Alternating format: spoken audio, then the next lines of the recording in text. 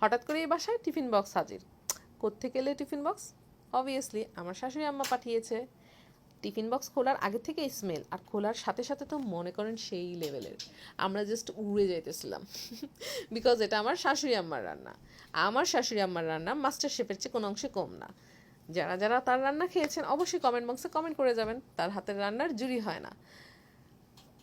আম্মাজান আমাদের জন্য পাঠিয়ে দিয়েছে।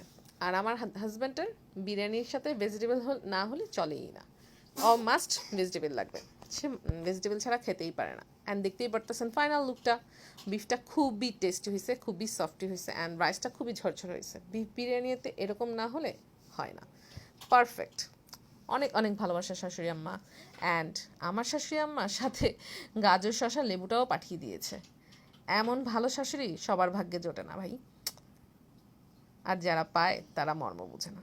ভালো থাকবেন, আল্লাহ হাফেজ।